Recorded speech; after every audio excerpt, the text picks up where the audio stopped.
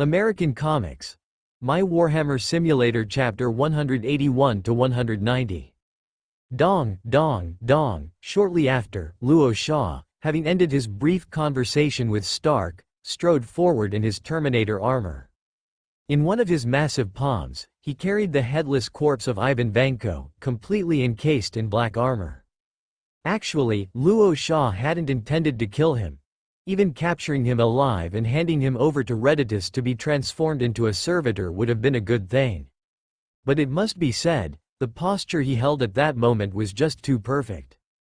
And the firepower array controlled by the newly installed servo-mechanical arm was still connected to Luo Sha's neural network. He just subconsciously thought about it, and the already aimed bolter rifle fired on its own. The fire control system's sensitivity is too high. I need to have Redditus reduce it a bit. Luo Sha muttered to himself, wearing his rhombus-shaped helmet. Afterward, he thought about Stark's matter again. The purpose of Luo Sha's action this time, apart from trying to obtain the arc reactor, was actually to find some new enemies for those damned Hydra guys. Using a tragic story from the past to ignite Stark's extreme hatred for Hydra, as well as the arc reactor that the other party would personally deliver. This was far more worthwhile than disregarding the other party's life and running away with it. Dear Tony, do you need a powerful helper to avenge Hydra? I'm basically free, as long as you occasionally share your scientific research results. I can help you destroy their secret bases at any time. It's just that poor Bucky will have to pay some painful price. I wonder if the simulator can acquire more potent healing potions? Or should I simply put the dying Bucky into a stasis field and take him out again when I have better medical means? But, if I do that, wouldn't I be too inhumane? Luo Sha strolled forward in his Terminator armor, while letting his thoughts run wild in his mind. When Luo Sha, driving the Terminator armor, arrived at the hidden location where the Valkyrie transport plane was parked, he unexpectedly found a middle-aged black man in a deep coma on the open space outside the cabin. James Rhodes. Luo Sha, wearing the rhombus-shaped helmet, scanned the other party's face.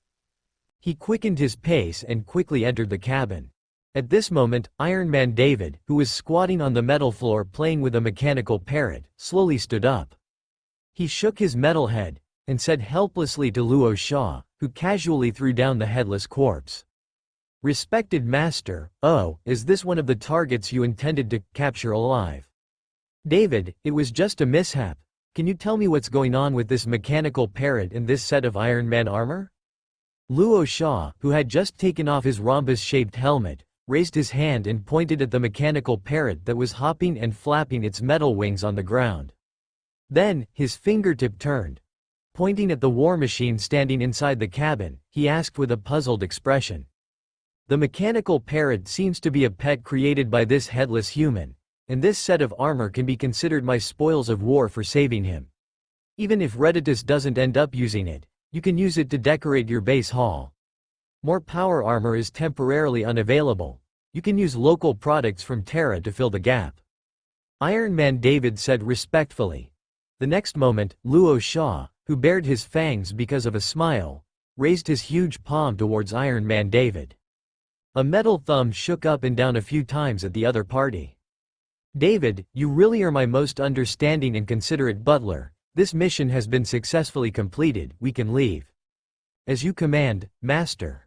On the landing platform of the underground base, one automatic servo robot after another quickly took over the many gains inside the cabin. Servo Skull Redditus repeatedly flew around Iron Man David and Luo Sha. It used endless praise to sing the praises of the great Primarch's generosity. Until Luo Sha's servo-mechanical arm controlled the firepower array and aimed it at Redditus, who was like a fly. Only then did the servo skull drive the anti-gravity engine and fly towards its forging workshop, chuckling. One automatic servo robot after another, like its lackeys, followed behind with the spoils. Luo Sha, with a helpless expression, turned his head and glanced at Iron Man David, who seemed to have taken a liking to teasing the mechanical parrot. He shook his head slightly. Afterward, Luo Sha casually summoned a team of automatic servo robots and walked towards the location of the base hall. He was preparing to dismantle the Terminator power armor he was wearing. At the same moment, Tony Stark, having cheered up Pepper Potts, who was emotionally agitated, with great effort, and inquired about the medical condition of his friend Rhodes. After receiving the reply that everything was normal, Tony Stark, with a pale face, wore the Iron Man armor covered in battle damage, and limped towards his laboratory. "Sir, you still have some soft tissue contusions and a slight concussion. Should I arrange a medical team?" Along with the slow opening of the laboratory door, the mechanical voice from Jarvis slowly transmitted to Tony Stark's ears. However, the distraught Tony Stark just widened his bloodshot eyes and said nothing. He stumbled towards a corner in the laboratory, and used two metal palms covered in red armor to violently pry open a pile of old clutter that had been casually placed there for many years. Afterward, Tony Stark, with a much gentler expression, carefully pulled out an old photo that had been discarded for a long time from the clutter. It was a family photo belonging to the Stark family. In the photo, the young Tony Stark stared at the camera with an arrogant look. Beside him, his father with a tight expression and his mother with a gentle gaze each looked at the young Tony Stark with two different expressions, but both equally filled with love. Jarvis, establish a secret file, set mission objectives, all members of the International Security Council and S.H.I.E.L.D. Sir, are you sure about this? If you launch an attack on them without authorization, you will face the official forces of most of the world. Moreover, you don't even know if what the stranger said is true or false. Do you remember the super artificial intelligence I told you about? I suspect that the other party is the owner or partner of that super artificial intelligence. The next moment, Jarvis's mechanical voice seemed full of worry. However, the words from the creator still made it unhesitatingly execute the specific process of the secret file. Of course I will investigate carefully, and he could have killed me and taken the arc reactor, but he didn't, which means his goal is not the arc reactor at all. He just wants to use me to deal with Hydra. So, he will definitely give me a reason that I can't refuse. On this entire Earth, besides the destruction of the world, what else is more worthy of a human paying any price than the blood feud of his parents? Jarvis, you can't understand my feelings at all. Those people killed my mom. So, even if I have to be an enemy of the whole world, I won't hesitate. Because, blood debts must be paid in blood, in recent times. Rorschach's keen senses had once again detected slight tremors from the depths of the underground. Now, the underground base, through the tireless labor of countless automated servo robots, and under the construction guidance of Iron Man David, resembled more of an inverted beehive or pyramid. The first layer was the most expansive. If the base's main hall was taken as the center, the underground passages and storage spaces that branched out in all directions were like a massive web woven by a spider. The second layer, 10 meters below, was specially excavated by Iron Man David as a reserve space for the future expansion of the entire team. Continuing vertically downwards for 50 meters was the forging workshop belonging to the servo skull Reditus. A large furnace stood at the very center. The surrounding vast spaces housed production lines for manufacturing various weapons and equipment, such as production lines for forging plasteel and ceramite components, or production lines for laser weapons. As for the underground locations deeper than the forging workshop, even Rorschach had only heard Iron Man David mention them once. Those were all private spaces belonging to the servo skull. Upholding trust and respect, Rorschach did not harbor any desire to explore Reditus's many little secrets. Because even if the other party didn't say it, he could barely guess. Either it was some kind of artificial intelligence research being conducted, or it was more basic creations related to the mind-controlled Legion.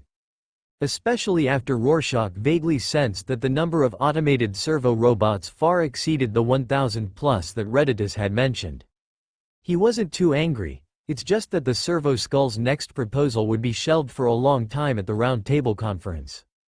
Thus, having made up his mind, Rorschach continued to replenish supplies through the simulator's salvage function, while continuing to immerse himself in the atmosphere of reading and learning.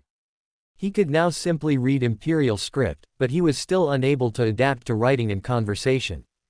Even for a very familiar Imperial word, He needed a long time to react after hearing it before he could understand its meaning. After all, Imperial script was not Rorschach's native language. And he still had plenty of time, so he wasn't too anxious. As for Rorschach's luck in salvaging, it also didn't seem too good. After spending more than 700 hours, he did obtain a generous amount of promethium, ordinary ammunition, and food supplies. But the most valuable salvaged items among them were only 5 laser shotguns that had been illegally modified by an unnamed Hive City and an old laser sniper rifle. Rorschach temporarily stopped salvaging. He believed that luck was conserved.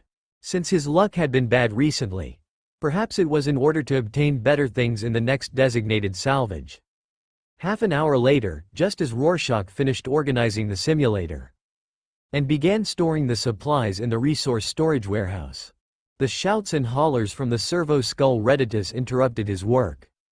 When Rorschach walked out of the resource storage warehouse, Reditus, driving its anti-gravity engine, directed several automated servo-robots to present 2 newly produced laser weapons to him. Blinking his eyes, Rorschach stared at the laser weapons with different shapes and structures, and looked up at Reditus. At this moment, the red light in the servo-skull Reditus's eye sockets flickered. It kept waving its mechanical pincers, and said excitedly to Rorschach, "Respected Primarch, this is a laser weapon produced by the newly completed laser weapon production line. Its basic structure follows the template of the Trilorian Mark III laser gun. The overall structure is sturdy and durable, and it is not afraid of environmental factors. The liquid metal energy magazine can support 80 shots of ordinary laser. Even the maximum power laser can be used more than 30 times. However, due to the limited output of the energy magazine with the highest technical content, we can currently only achieve 1 unit per day." Rorschach casually took the brand new laser gun from the mechanical hands of the automated servo robot. After gripping it tightly with both hands, he took a few imaginary aims back and forth. Then, he waved his palm at Reditus and walked towards the training ground. Buzz buzz buzz. Reditus drove the anti-gravity engine. It followed behind Rorschach and continued to say, "The second laser weapon, the prototype, comes from the Hydra Sunstone gun you obtained from your homeworld. After my slight modification, its power can barely reach 1/2 of that of an ordinary laser gun. The most important thing is that although I don't understand what the blue energy it uses is, I can replicate this energy through some special means. Therefore, the production efficiency has been greatly improved, and it can currently produce 50 units per day." As soon as the servo skull finished speaking, Rorschach had already arrived at the edge of the training ground. Without hesitation, he raised the standard laser gun in his hands, and pulled the trigger at the metal dummies on the training ground. Swish swish swish, along with scorching red beams and the acrid smell after the laser weapon fired.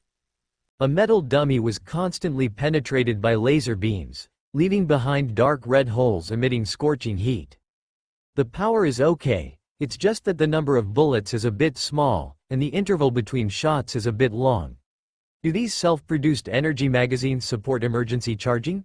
I mean, throwing them into a fire?" Rorschach gently put down the laser weapon in his hand. He took a deep breath, and asked Reditus, hearing the Primarch's question. Tech Priest Reditus quickly drove the anti-gravity engine to float forward. It slightly shook its 2 mechanical pincers and said, "You can rest assured about this. The product quality of the energy magazine has been heroically tested by countless automated servo robots, and it can be charged at will. Moreover, like the ordinary laser weapons of the Empire, only extreme overload will cause a terrifying explosion. According to the combat intensity on the homeworld battlefield, this is actually difficult to achieve." Rorschach nodded slightly. He looked down at the standard laser weapon in his palm again, and said with a smile, "Then let's name it the Terra Type 1 laser gun. The subsequent improved models will be deduced according to the numerical code, simple and easy to remember." In the next moment, Reditus, who had not been named, was not disappointed. It once again directed the automated servo robots to show Rorschach other laser weapons. Rorschach picked up the Hydra Sunstone gun, which was obviously much smaller in size. He continued to pull the trigger at the metal dummies on the training ground. A blue energy beam with a smaller firing sound, but obviously weakened power, instantly sprayed out from the muzzle. Moreover, only the most precise concentrated fire could completely penetrate the solid body of a metal dummy. The power is indeed small, but the sound is also smaller, but there are not many protective measures on Earth. Redditus. This kind of laser weapon may be suitable for lurking assassination missions. If you have time, find a way to manufacture some laser pistols or specially shaped laser weapons, such as laser armors that can be secretly fired at any time. Rorschach couldn't help but blink his eyes, and turned to say to Redditus, Machine God above, Primarch, I can give it a try. Roxia and Redditus engaged in a friendly and enthusiastic exchange regarding the effectiveness of laser weaponry. In the end, Redditus, clearly overexcited, even led Roxia deep underground. They went to the forging workshop. However, when Roxia saw the ventilation and cooling pipes that had been modified numerous times, and the large, high-temperature furnace that almost filled the entire space and was still making a violent roar, even his Lehman Russ heart and original heart couldn't help but skip a beat. Perhaps his biggest mistake was allowing Redditus to choose to build the forging workshop underground. Perhaps sensing Roxia's concern, Servo Skull Redditus quickly drove the anti-gravity engine back and forth, flying around. It repeatedly swore in the name of the Omnizeia and the dignity of a tech priest that the safety of the forging workshop actually far exceeded the chaotic scene that the Primarch saw on the surface. Roxia maintained a steady smile towards Redditus, while secretly deciding to have Iron Man David reinforce the supporting structure of the entire base later. Subsequently, the Servo Skull seemed to want to divert Roxia's attention. It quickly led Roxia to visit other spaces underground. But to Roxia's surprise, the on-site situation of the weapon and equipment production line was much better than he had imagined.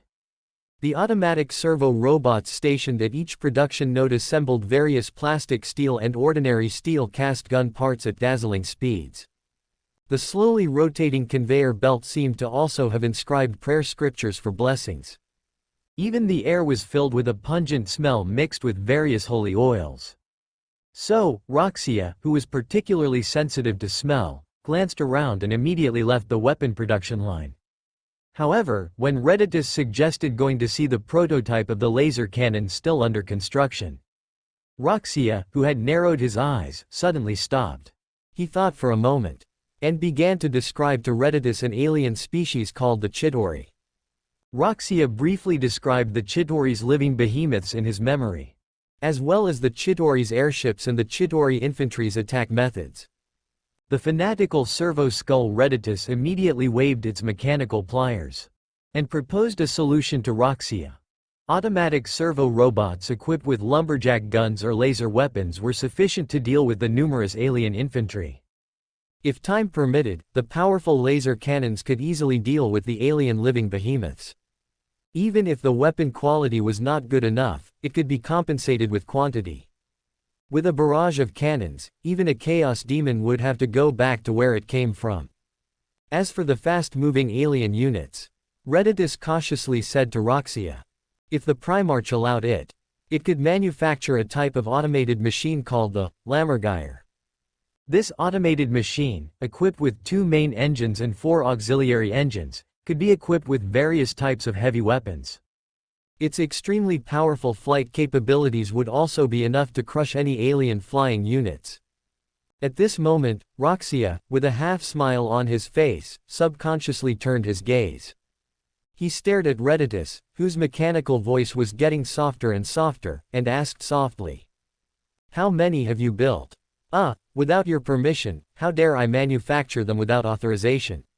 You agree, don't you, Primarch?" Servo Skull Redditus let out a mechanical laugh full of embarrassment. However, Roxia's unwavering gaze still made it tell the truth. Only 36 have been built, the material production can't keep up. Roxia, narrowing his eyes, took a deep breath. He thought about it carefully, and suddenly issued an order to Redditus. Maintain the basic production of the Terra I pattern laser gun, use it as a weapon for the elites in the combat squad, and increase the manufacturing quantity of the Hydra I pattern laser gun, consider it a standard weapon, one for each person.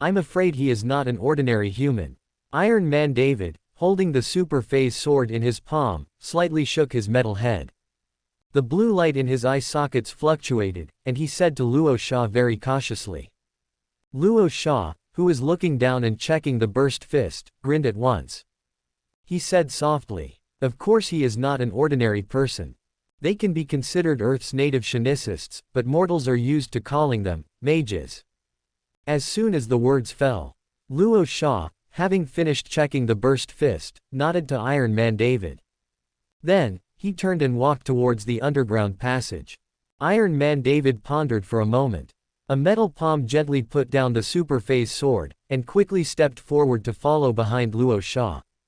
A few minutes later, Luo Sha, wearing the Hunter Lord armor, and Iron Man David stood side by side in front of the metal gate that isolated the outside world. Luo Sha, squinting his eyes, stared at the thick metal protective door in front of him, which was about a foot thick. Even a tank attack would be difficult to break through in a short time. He turned his head and said to Iron Man David, "Open the door, David, don't keep the guest waiting." "As you command, my lord." Hearing Luo Sha's instructions, Iron Man David, with blue light flashing in his eye sockets, immediately raised his metal palm. One of his metal fingertips flicked slightly. "Ga, GAA, GAA." The next moment, a series of extremely jerky and harsh metal friction sounds quickly echoed inside and outside the passage. The metal protective door, which had not been opened for a long time, was rising slowly but surely. At the same time, a ray of light from the outside world once again shone on the metal floor, reflecting a blurry halo. Hem. At this moment, the middle-aged black man who had been pacing back and forth outside the base gate subconsciously took a step back because of the huge noise in front of him. But the dignity of being a mage, as well as the calmness honed through training and combat, made him quickly straighten his back and adjust his mentality. Waiting again for the metal gate to open completely. Thump. After the metal gate had completely risen to the top of the passage, the expressionless middle-aged black man quickly scanned the scene behind the door. He first glanced at Luo Sha, who had gray hair and cyan wolf eyes, wearing a strange armor. Then, his gaze quickly shifted, carefully examining the metal skeleton appearance of Iron Man David. Immediately afterward, the middle-aged black man seemed to take a deep breath. He raised a palm and gently stroked his chest, bowing slightly in the direction of Luo Sha. "Hello, stranger, you can call me Mordo, a messenger from Kamar Taj. I, on behalf of my teacher, the guardian of the Earth's dark side, the master of Kamar Taj, the supreme mage Ancient One, invite you to make a trip to Kamar Taj. Although I don't know why Ancient One wants to see me, but the invitation has been sent, so I will naturally go and see." Luo Sha, squinting his eyes, smiled slightly and said to Mordo, "Do you need to prepare for a moment? If no preparation is needed, then shall we set off now?" At this moment, Mordo, blinking his eyes, took out a dark gold sling ring from his deep green robes. He asked softly to Luo Sha in front of him, "There's nothing to prepare, let's go early and return early." Luo Sha shook his head slightly, driving the Hunter Lord armor to step forward.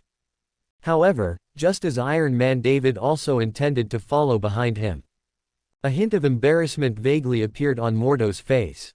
He hesitated for a moment, and said softly to Luo Sha, who had come close, "Can your friend please stay behind?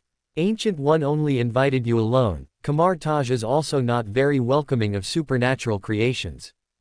David, stay behind at the base, don't worry, there won't be any danger on this trip." Hearing Mordo's words, Luo Sha, squinting his eyes, turned his head slightly. He raised a burst fist and shook it at Iron Man David. The heavy fist undoubtedly proved that the burst bullets inside were fully loaded. Iron Man David carefully examined Mordo, and silently nodded to Luo Sha. Subsequently, he took a few steps back and returned to the passage. The next moment, Mordo, standing in place, put the dark gold sling ring between the fingers of his left hand. And as he moved his other palm back and forth in circles, chi, chi, chi. A portal with orange-red energy sparks constantly splashing on its edges suddenly appeared in front. "Please go first, honored guest of Kamar Taj." Mordo lowered his palm and said to Luo Sha beside him. Luo Sha, narrowing his eyes, let out a breath. He quickly scanned the unfamiliar scene in buildings behind the portal. Then, without turning his head, he walked into the portal. Thump! The heavy soles of the Hunter Lord armor stepped onto an unfamiliar land. Luo Sha, entering the door, did not feel any dizziness or discomfort. It seems that the portal's controlled by the mages of Kamar Taj. Or even more convenient and quick than he imagined. At this moment, Mordo also stepped into the door. And with his arrival, the orange-red light circle of the portal rapidly shrunk. Finally, it dissipated into the air. Honored guest, this way please, Ancient One is waiting for you. Mordo, with a smile on his face, lifted the sleeves of his robe. He said softly to Luo Sha, who was looking at the surrounding scenery. Luo Sha's nostrils twitched slightly. He seemed to smell a faint fragrance from the surrounding humid air. Immediately afterward, Mordo strode forward, turning to lead the way. Luo Sha also drove the Hunter Lord armor, stepping on the heavy stone slabs covered with moss. Walking towards the huge building above, surrounded by faint clouds. Mordo led Luo Sha up the winding stone steps. Passing through buildings, some with strange shapes, some bustling with people. Finally, Mordo led Luo Sha to a hall located at the highest point of the entire Kamar Taj. However, just as Mordo was about to push open the heavy, old, huge wooden door in front of him, a gentle voice, difficult to distinguish between male and female, slowly came from behind the wooden door. Mordo, you can leave, let our guest come in by himself. With an expressionless face, Mordo turned and bowed slightly to Luo Sha. Afterward, he walked towards the stone steps below without saying a word. Luo Sha, squinting his eyes, hesitated for a moment. He still stepped forward. Using the huge gauntlet covered in red armor, he gently pushed the heavy wooden door in front of him. Squeak! Accompanying the faint sound of the door hinge turning, the heavy wooden door in front of him slowly opened. Luo Sha looked through the open doorway. He immediately saw a tall, thin figure sitting in the center of the room. He was cleaning and soaking tea sets beside a low wooden table. At this moment, a faint ray of light just penetrated the gap in the window above the room. It slanted onto the other person's perfectly round bald head. On top of the other person's almost reflective fair skin and high, straight nose. A pair of dark eyes, as bright and deep as shining stars, seemed to have never wavered because of Luo Sha's arrival. Coffee, tea, or just plain hot water? The tall, thin figure in a white robe raised her chin. She asked Luo Sha in a gentle tone. Luo Sha, his expression stiffened a lot, took a deep breath. He slowly drove the hunter armor into the spacious room. When he was still 10 meters away from the other person, Luo Sha, blinking his eyes repeatedly, suddenly stopped. He said respectfully to the tall, thin figure. Hello, Master Ji Yi, I wonder what you want me for. Master Ji Yi smiled slightly. She gently pinched an empty teacup with a few slender fingers. She said softly to Luo Sha, who had a solemn expression. Young man, you can come closer. The mages of Kamar Taj are not snow mountain cannibals. I won't eat you. Perhaps it was Master Ji Yi's sense of humor. Or perhaps it was the keen animal instinct that simply sensed the other person's amiable attitude. Luo Sha's nerves and mood, which had been tense from the beginning, suddenly relaxed a lot. He slowly exhaled a breath from his mouth. He drove the hunter armor forward. Then, Luo Sha cautiously sat down opposite the low wooden table and looked at Master Ji Yi. At this moment, Master Ji Yi, with a smile on her face, glanced at Luo Sha sideways. She casually placed the teacup in front of Luo Sha. She repeated the previous question again. Coffee, tea, or hot water? Tea is fine. Luo Sha, sitting upright, quickly replied. The smiling Master Ji Yi nodded slightly. She raised two slender, fair fingers and snapped them skillfully. Snap! The next second, the empty teacup in front of Luo Sha was suddenly filled with steaming tea out of nowhere. Luo Sha widened his eyes slightly. But he didn't feel much surprise about it. Because the bald woman opposite him was the famous Supreme Mage. Even when I'm old, I still like to show off in front of young people. Master Ji Yi, slowly lowering her fair palm, blinked her deep, dark eyes. She said to Luo Sha with a smile. Master Ji Yi, why did you call me here? Luo Sha, swallowing a mouthful of saliva, reached out and held the hot teacup. But he never had any intention of drinking tea. Luo Sha, is it? You don't need to be too nervous. I'm not interested in what you do in the mortal world, and as far as I'm personally concerned, I also appreciate what you've done. Everyone's destiny will change, or maybe it won't change. Maybe change is always better than being stagnant. Of course, you should also learn to stop killing and control your anger occasionally. If you want to learn, I can have someone teach you a simple method of meditation and calming your mind. This is not a mystery of mages, so ordinary people can master it quickly. Master Ji Yi casually picked up her own teacup. She tasted a sip of the hot tea that had been filled at some point and said softly to Luo Sha, who had an expressionless face. Luo Sha, squinting his eyes, reluctantly grinned, breaking the stiff muscles on his face. He said to Master Ji Yi with a serious expression. Thank you for your understanding, and thank you for your kindness. If Kamar Taj needs me, you can order me at will. Young man, maybe you are still confused now, and your vigilance thinks that I must want you to do something, but you are wrong. It's not that I want to see you, but your brother has repeatedly asked Kamar Taj to find your whereabouts. This is also one of the reasons why I had to use divination to find you. Master Ji Yi said to Luo Sha with a gentle expression. However, upon hearing Master Ji Yi's words, Luo Sha, squinting his eyes, frowned slightly. He said with hesitant eyes. Brother. Master Ji Yi, I don't have any brothers. That friend from Asgard, the heir to the immortal palace, Thor, doesn't think so. He said that you are the bravest mortal warrior he has ever seen, and you saved his life, so you are his mortal brother. Master Ji Yi suddenly blinked her dark, bright eyes at Luo Sha with a slightly playful look. The next moment, Luo Sha, who had repeatedly opened and closed his mouth several times, but still failed to say a complete sentence, finally let out a deep sigh. I knew it. Afterwards, he stared at Master Ji Yi for a moment and asked. Since Thor has found Kamar Taj, even if there is a problem within the immortal palace, wouldn't it be possible to solve any problem if you personally take action? I'm just an ordinary mortal.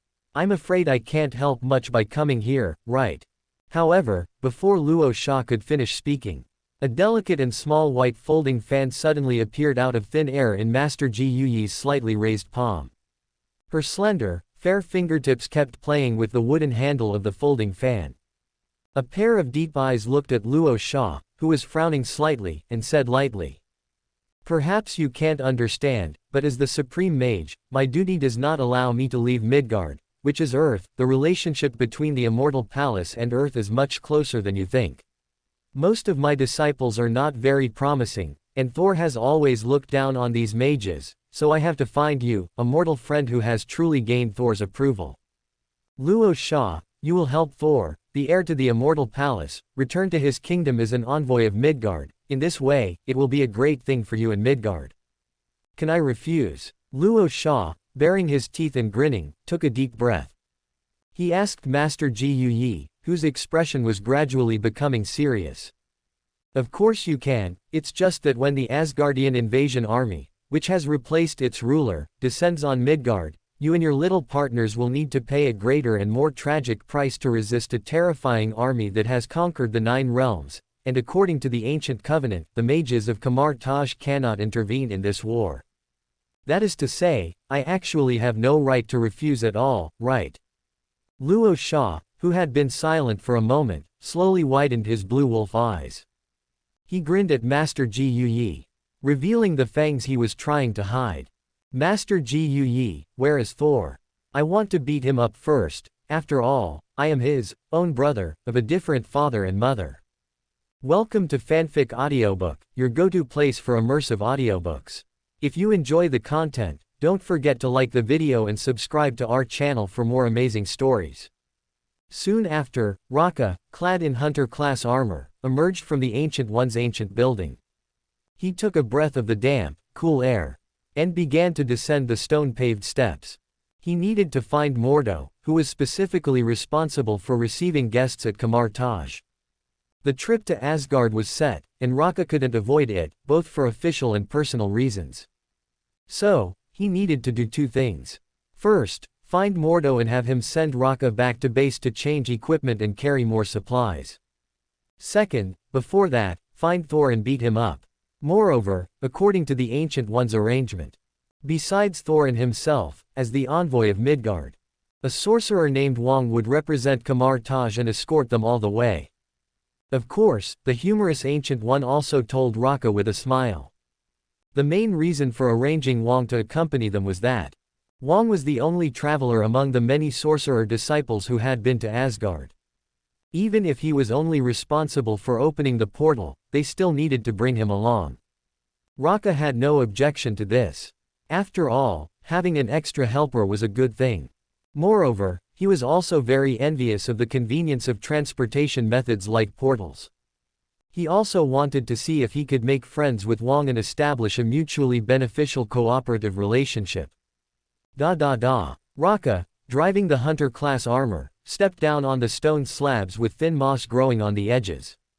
In the cool and humid air, wisps of white mist occasionally swept across the armor's shoulder pads and gauntlets, leaving behind drops of cold water vapor. The entire architectural structure of Kamar Taj was built against a mountain. The densely packed ancient buildings were nestled in the perennial white mist, as if one had arrived in a true fairyland. Just then, Raka suddenly saw Mordo standing on the stone steps from the white mist that was floating in the wind. Immediately afterward, he also heard an excited shout from another man. "Mordo, get out of the way. I want to see the Ancient One." Raka narrowed his cyan wolf eyes. He took a few more steps down. Only then did he see a middle-aged man with gray-white long hair tied behind his head, wearing a dark red sorcerer's robe, standing on the stone steps below Mordo. The other party raised his chin slightly, his face burning with anger as he looked up at the tall and straight figure in front of him. At this time, Mordo, with his hands folded in his wide sleeves, shook his head slightly. He said slowly to the middle-aged man, "Caecilius, the master is receiving an important guest from the mortal world. You must not disturb them. This is Kamar Taj's way of hospitality, and it is also the most basic etiquette. You are a sorcerer, you should understand this, right?" The middle-aged man named Caecilius sneered. He subconsciously put his hands behind his back and said, "That's good, you hand over the book of Cagliostro to me, I'll leave now, and never bother you again." "Don't be too presumptuous, Caecilius. The ancient knowledge recorded in the book of Cagliostro is too obscure and dark, and it can easily lead people to depravity. Your mental will and learning level are not enough to read this book. The Ancient One forbids you to read it without permission for your own good." Mordo suddenly widened his eyes. A fleeting hint of anger vaguely appeared on his expressionless face. But he still suppressed the emotional fluctuations in his heart and patiently persuaded the middle-aged sorcerer below. "Caecilius, turn back, don't continue to indulge in your desires. If you are willing to persist in meditation, I guarantee that after 3 years, you will be able to." However, before Mordo could finish speaking, Caecilius's face turned from anger to laughter. He suddenly raised his hands, which had been hidden behind his back. Crackling, along with bursts of harsh sounds rolling in the white mist, an energy whip filled with orange-yellow mana emerged between the palms of the other party. "Ha ha, 3 years. Yi also told me this 3 years ago. Now 3 years and another 3 years. Are you treating me like an idiot?" Caecilius, who let out an angry roar, quickly moved his steps and rushed upwards. He vigorously waved the energy whip in his palm and slashed it down on Mordo's head. Ding ding ding. The next second, Mordo, with anger surging on his face, also lifted the dark green wide sleeves. The 2 rings of the Elder God's magic shields, constantly rotating with complicated incantations, appeared in his palms in the blink of an eye. Then, he forcefully resisted the continuous bombardment of the energy whip. "Caecilius, wake up. You have fallen into a demonic obsession, don't be obsessed. Wake up. Demonic obsession. Ha ha ha, I am very awake, I have never been so awake." At this moment, Caecilius, with a ferocious expression, saw that the energy whip was useless. Having prepared for it, he immediately freed up one palm and quickly changed his hand gestures. The next moment, a crimson chain of Sidorak, constantly emitting a red halo, instantly condensed from his palm. Swish swish swish. The repeatedly twisting red magic energy was like a terrifying poisonous snake lying in wait, rushing towards Mordo's body at a high speed. Mordo, with a solemn expression, quickly dodged to the side. At the same time, he waved the rings of the Elder God's magic shield, trying to knock down the leaping crimson chain. However, due to Mordo's dodging action, the crimson chain, which had completely lost its target, shot straight towards Raka, who was watching the excitement from above. Even though Caecilius, who controlled the spell, had already seen the other party's tall figure through the white mist. But he, who was furious, showed no sign of dispelling the spell.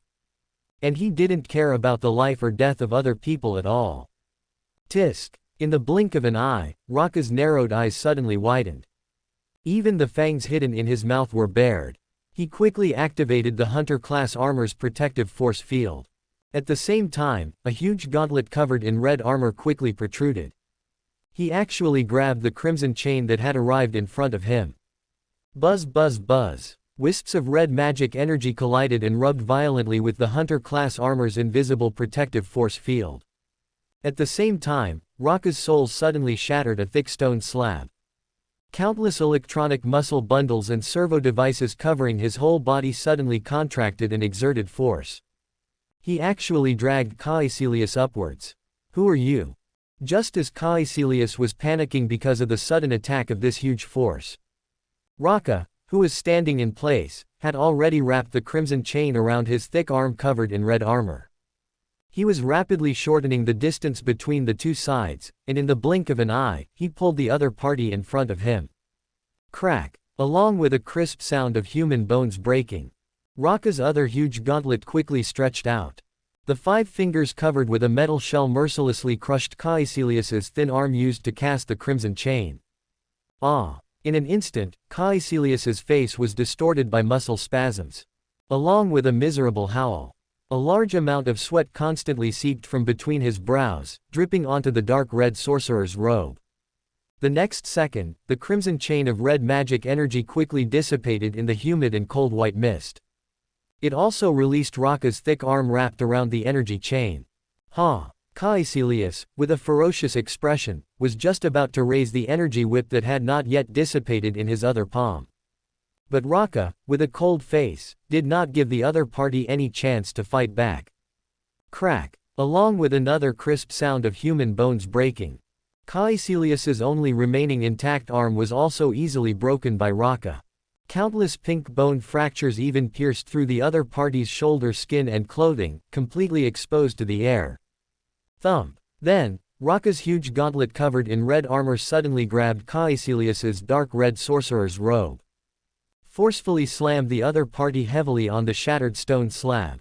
However, just as Raka, with a grin on his face, subconsciously wanted to crush the other party's head as usual, an anxious voice from Mordo suddenly reached his ears. "Honorable guest, he does not deserve to die." Before he finished speaking, Raka's heavy foot, which had just been raised, disappeared from his grin. He stepped heavily next to Caecilius's head. A clearly visible footprint was completely left on the thick stone slab. Raka, whose expression returned to normal, first turned his head and glanced at the Ancient One's residence, which was looming in the white mist. Then he looked at Mordo, who was running upwards. Finally, he lowered his head and looked down at Caecilius, who had fallen into a coma due to severe pain. "I just wanted to see the lively scene of sorcerers using spells to fight. Why did you bother to provoke me?" This brief and unexpected conflict quickly ended. Mordo, with a deep frown, first expressed his apologies to Luo Sha. He repeatedly emphasized that any consequences resulting from Caecilius's recklessness had nothing to do with Luo Sha, a guest from afar. After the conversation, Mordo used communication magic to summon several unfamiliar sorcerer apprentices. Only after the seriously injured and unconscious Caecilius was quickly carried away by the apprentices did Mordo inquire about the results of Luo Sha's meeting with the Ancient One. Luo Sha had nothing to hide. He first asked Mordo to take him to find Thor. As for the portal back to the base, that would have to wait until after he had a friendly exchange with Thor. Mordo, with a detached expression, nodded slightly. He didn't say much else. Turning around, he led Luo Sha towards the buildings hidden in the white mist. A few minutes later, Mordo led Luo Sha through the narrow passages between the ancient buildings. They arrived at the outer edge of a large courtyard where the sorcerers conducted their daily training. However, before the two could step onto the platform, a burst of boisterous shouts, along with Thor's undisguised hearty laughter, instantly spread out. Mordo's indifferent expression immediately turned unpleasant. Luo Sha, unfazed, slightly raised his eyebrows. A playful smile appeared at the corner of his lips. The two of them simultaneously passed through the old wooden doorway and entered the courtyard. At this moment, dozens of apprentices wearing dark red sorcerers' robes formed a huge circle. Every one of them, male or female, had a flushed face, and veins were bulging on their foreheads. They vigorously waved their arms and shouted encouragement. In the very center of the circle, Mjolnir, constantly reflecting a little light, was casually placed on top of a boulder more than a meter high. A young male apprentice, his face red, was tightly gripping the handle of Thor's hammer, trying to lift the motionless Mjolnir. At the same time, Thor, wearing a gray sorcerer's robe, his long golden hair carefully braided into small braids, was bare-chested, revealing most of his muscular upper body. Having shaved off his golden beard, he held a wine jar exuding a rich aroma in one hand. The crook of his other thick arm actually held a female apprentice with a very graceful figure. Judging from the occasional intimate glances between the two, Thor's assets were clearly well loved by the other party. Little sorcerer number 28. You've already lost. Mjolnir simply doesn't acknowledge that you have the qualifications to lift it. At this moment, Thor, beaming with joy, took a big gulp of clear wine. Then, he turned his head and kissed the blushing female apprentice in his arms. Only then did he shout loudly at the male apprentice squatting on top of the boulder and trying hard. Come down, who is our next challenger? However, before Thor could finish speaking, a deep and resonant voice, like a thunderclap in a drought, rang out from behind the noisy crowd surrounding Thor. I'll do it. Instantly, the apprentices, with even more excited expressions, turned around, and countless fervent gazes looked towards the direction from which the voice came. Accompanied by the heavy footsteps of the huntsman armor, the tall Luo Sha swaggered through the crowd. He stared at Thor, whose smile was frozen on his face, with a half-smile. He continued walking towards the location of the boulder. At the same time, Mordo, whose expression was gradually turning gloomy, scanned the sorcerer apprentices one by one, those who dared not meet his gaze. However, considering that there was still a guest present, Mordo took a deep breath to suppress his emotions and remained silent. He only secretly memorized the faces and names of everyone present. Ha ha ha, this last sip of wine is to be offered to my mortal brother, the great Midgard warrior, the ultimate nemesis of the destroyer of Asgard, my dear brother Luo Sha. Thor, with a stiff smile, quickly released his strong arms that were embracing the female apprentice. He raised the wine jar high and shouted loudly at the surrounding apprentices who had fallen silent. Immediately afterward, he didn't care about the apprentices' strange reactions. After finishing the last sip of wine, Thor casually threw away the wine jar. He immediately opened his arms with unparalleled enthusiasm. He quickly ran towards Luo Sha. Ha ha. Luo Sha, narrowing his cyan wolf eyes, immediately grinned. He also vigorously opened his arms, his electronic muscle fibers gradually tensing, and walked towards the other party. Thump. The next moment, the two tall and strong men hugged each other tightly. Oh. The loud collision also caused the surrounding sorcerer apprentices to exclaim subconsciously. Squeak. Accompanied by a slight sound of electronic muscle fibers slowly contracting and exerting force. Luo Sha, baring his fangs, forcefully strangled Thor's broad back. He smiled and stared at Thor, whose face was gradually turning red, and said, "Oh my, isn't this my half-brother? Thor, the god of thunder from Asgard. It's been a long time. HMPH. Having suffered in silence, Thor suddenly snorted from his nostrils, and then gritted his teeth and shouted. Although we are not biological brothers, our friendship is stronger than that of biological brothers. His face flushed red, he also forcefully hugged Luo Sha's huntsman armor. Gagaga. Thor's powerful physical strength alone caused the armor, which had not yet activated its protective field, to make a series of violent rubbing sounds. Brother Luo Sha, I had no choice but to resort to this. There has been an unknown change in Asgard, and these thin-armed and thin-legged sorcerers are useless. The only warrior I know in Midgard is you. For the sake of our past battles side by side, please help your brother. As the only heir to Asgard, I will definitely repay you handsomely. Strangled by the terrifying force enhanced by the armor, Thor couldn't help but grit his teeth. He quickly lowered his voice. He said quickly to Luo Sha's ear. At the same time, Luo Sha, whose armor was bearing tremendous pressure, couldn't help but roll his eyes. He gritted his teeth and said in a low voice. For the sake of Midgard's safety, if you come to me, I will definitely help, but you actually let the sorcerers of Kamar Taj find my secret base. Thor, do you know what a secret base is? The angrier Luo Sha became, the more he strangled Thor's broad back once again. In an instant, Thor's face turned extremely red. He hugged Luo Sha's armor even harder at the same time.